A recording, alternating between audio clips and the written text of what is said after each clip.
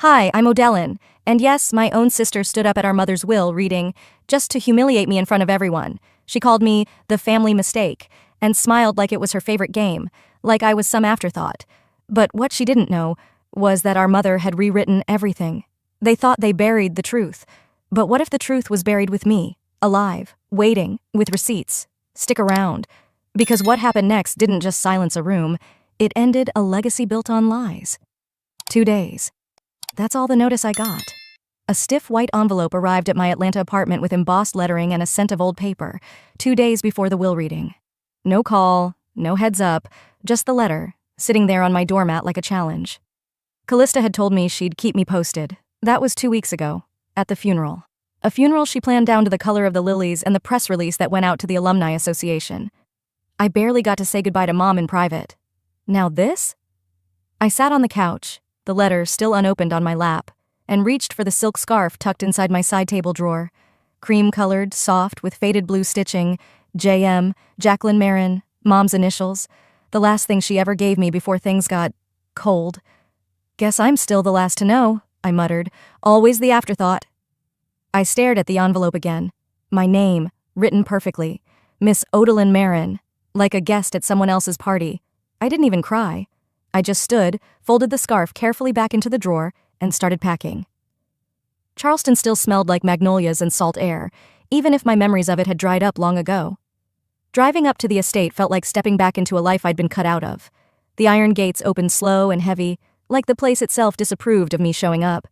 The gravel under my tires crunched louder than I remembered. Or maybe it was just my nerves. I parked around back, like always. We weren't allowed to use the front unless you were Callista, or company. The housekeeper barely met my eye when she opened the door. "Oh, you came." I didn't answer. I just nodded, stepping into the air-conditioned hush of the foyer. Everything smelled like lemon polish and lavender soap, exactly how Mom kept it.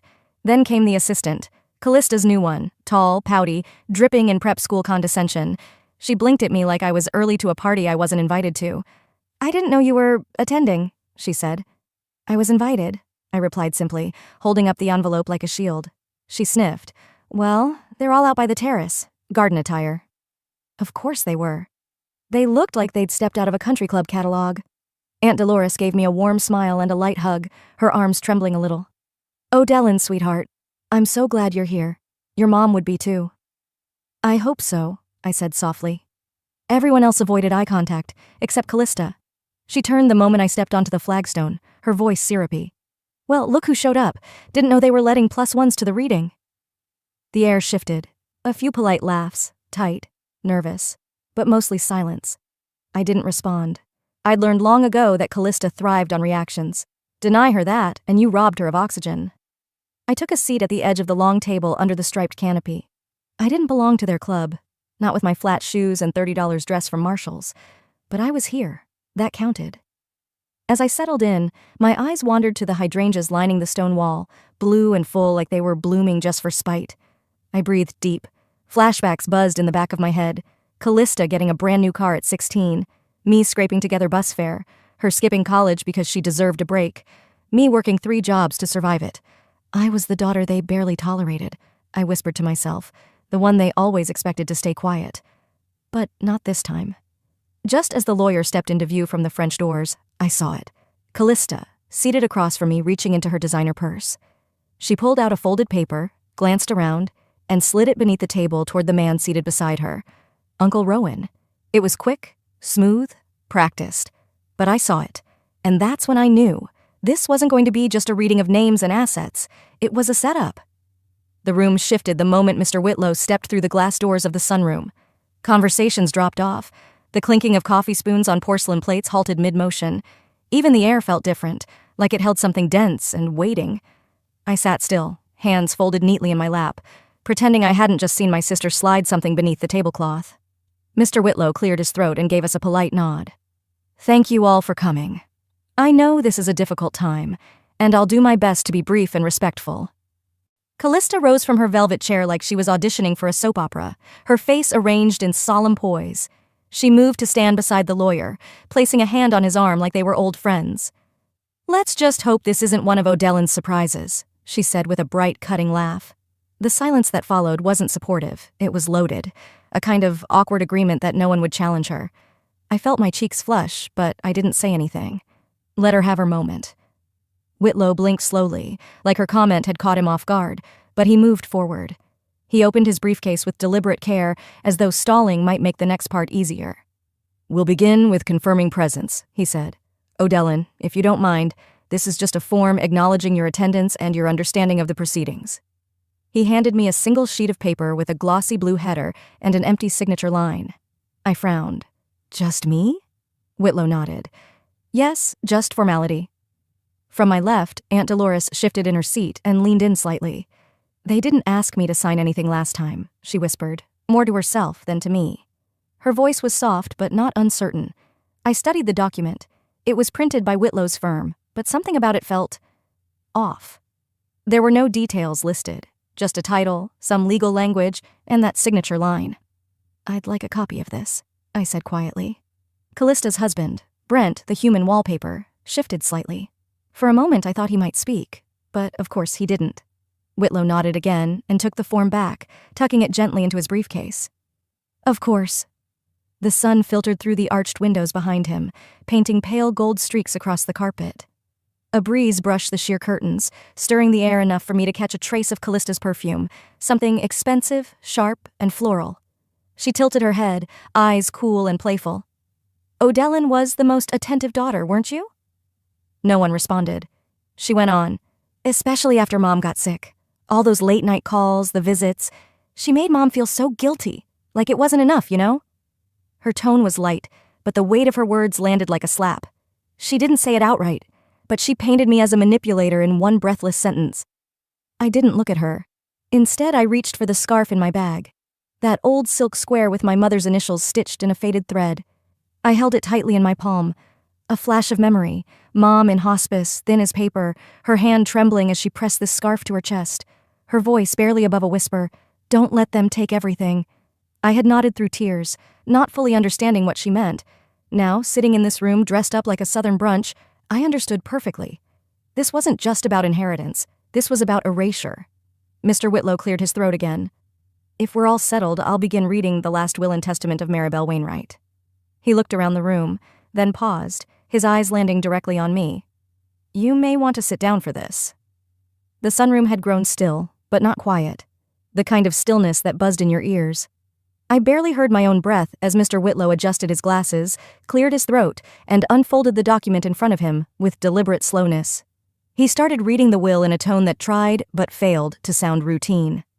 "Per the last legally witnessed and notarized testament," he said, "the entirety of the Marin estate, comprising the property, monetary assets, personal belongings, and residual income, is hereby left to O'Dellin Marin." A glass shattered behind me. I didn't even turn to see who dropped it. All I heard next was a hiss, someone muttering, "You've got to be kidding." Callista's hand, which had been resting casually on the table, jerked upward, knocking over her carefully placed water glass. Her polished expression dissolved. "What?" she breathed. Mr. Whitlow didn't flinch. "That is what the document states." Aunt Dolores's lips parted slightly, but she said nothing. I sat there frozen.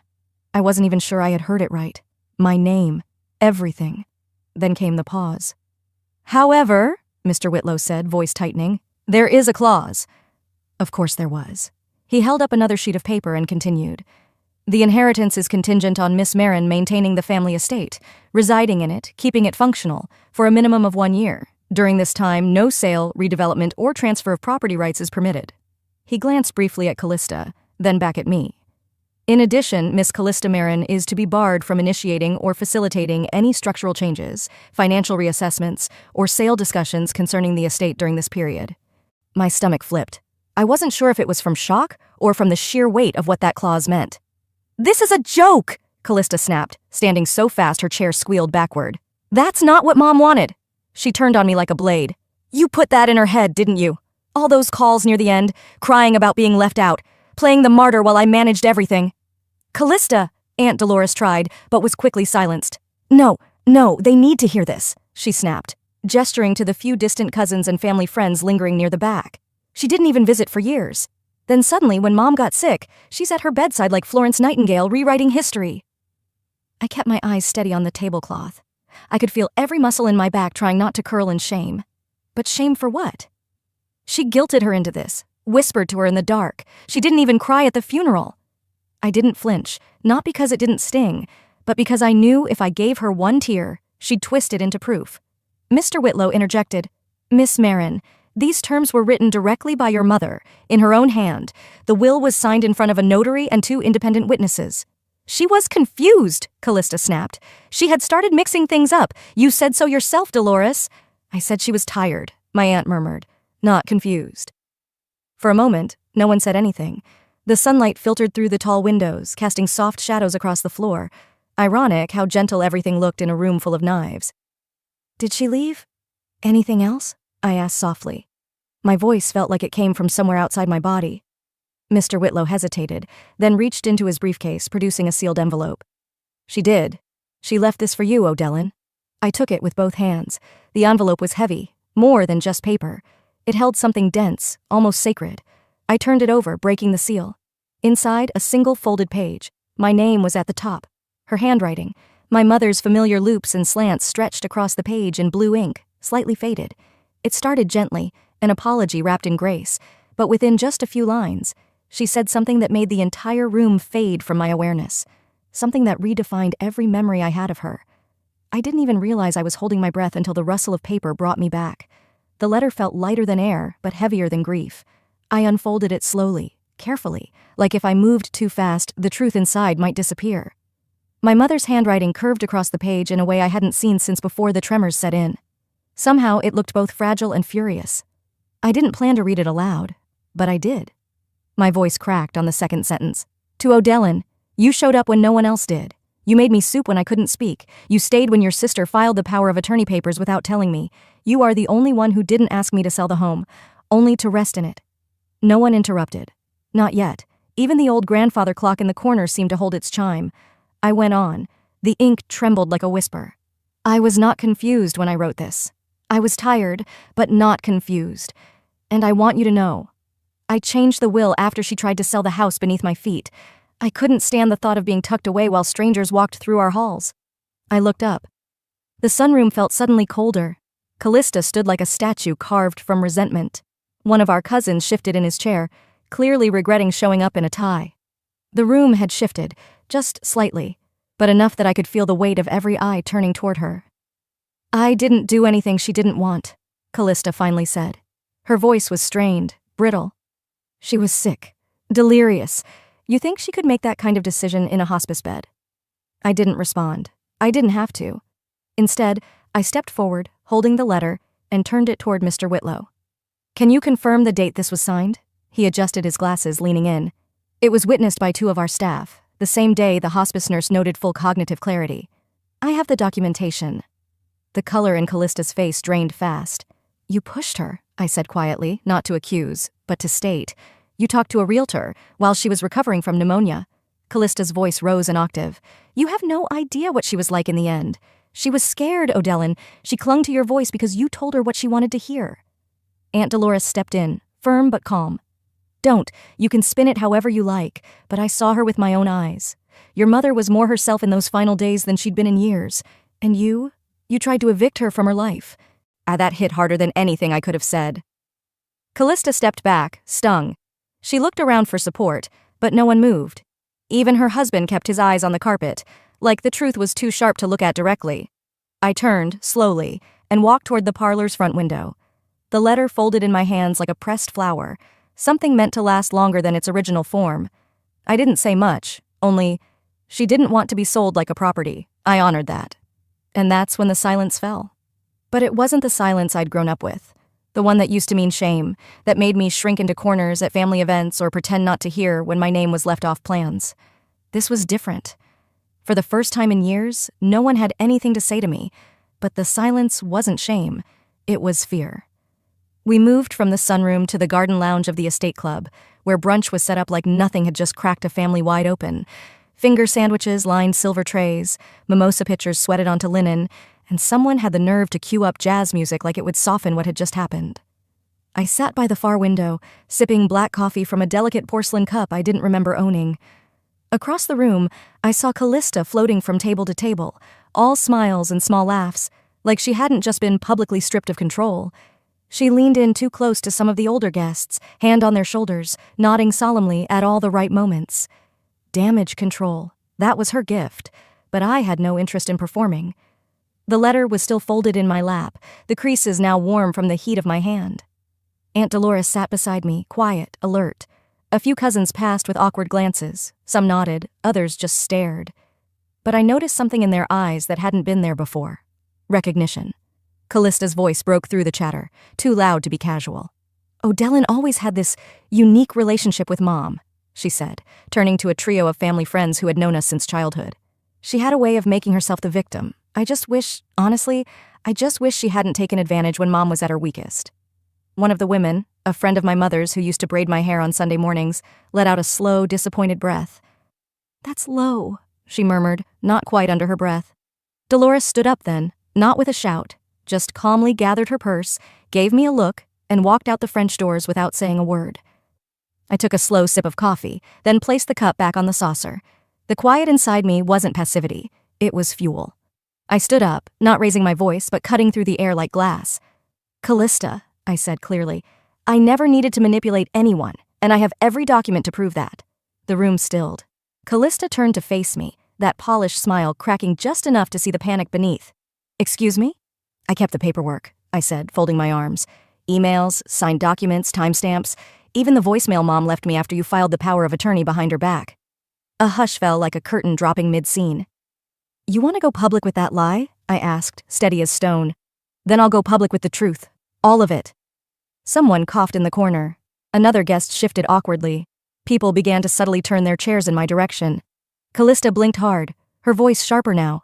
"You wouldn't." I looked her in the eye. "You've mistaken quiet for weak your entire life." She didn't respond. She couldn't. The audience she thought she had was listening to me now, for once. I didn't need to raise my voice. I didn't need to throw a tantrum or play dirty. All I had to do was finally, clearly say what I should have said 20 years ago. "You don't get to shame me into silence anymore." I didn't wait for her reply. I returned to my chair, picked up my coffee, and let the room do the rest. But as I glanced up one last time, I saw it in her face.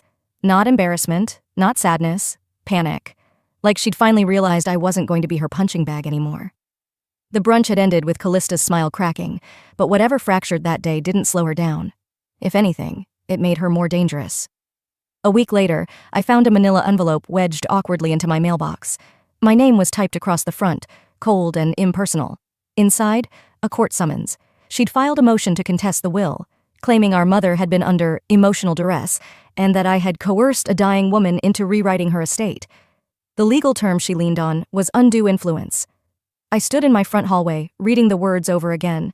The legal language was dressed up nicely, but the meaning was clear. She was calling me a liar. I walked into my home office, turned the lock behind me, and reached for the bottom drawer of the old oak file cabinet Mom helped me refinish back in grad school. It stuck a little, humidity maybe, but I pulled it open and found what I needed. The red folder, labeled in my mother's handwriting, Supplement Addendum 3. Inside were notarized documents that she'd signed during her last month in hospice. There was a full addendum to the will, dated after her initial revisions. In it, she stated, plainly, that Callista had moved to seize control of her finances while she was recovering from pneumonia. There was even a letter to her estate attorney, attached with copies of bank statements Callista never thought anyone would see again. There were withdrawals for spa visits, jewelry, a down payment on a new car that wasn't on any gift record. I pulled the printed emails too. Mom had forwarded me copies, suspecting her own login had been compromised. I remember the message well. "Odellin, don't delete these, just in case I forget later. You'll know."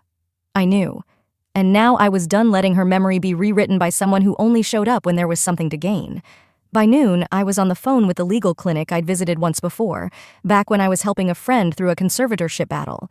The woman on the other end of the line asked, "Do you have supporting documentation?" "I have more than that," I said. "I have her voice." 3 days later, I walked into the county courthouse wearing pressed beige slacks and a navy blouse. Nothing flashy, just neat, clean, grounded. I kept my expression neutral, though the weight in my bag felt heavier than ever, not because of what I was carrying, but because of what it all represented. I passed Callista on the courthouse steps. She looked me up and down, then whispered to her attorney like I was a pest she hoped to brush away. Inside, at the front desk, I handed the red folder to the clerk. She opened it, scanning briefly, then paused. Her brow furrowed. Is this the decedent's handwriting? Yes. Witnessed, signed, notarized. She flipped through a few more pages. Her voice dropped a tone. You may want to sit down for this one, she muttered, though not to me. She turned to her coworker, who widened his eyes.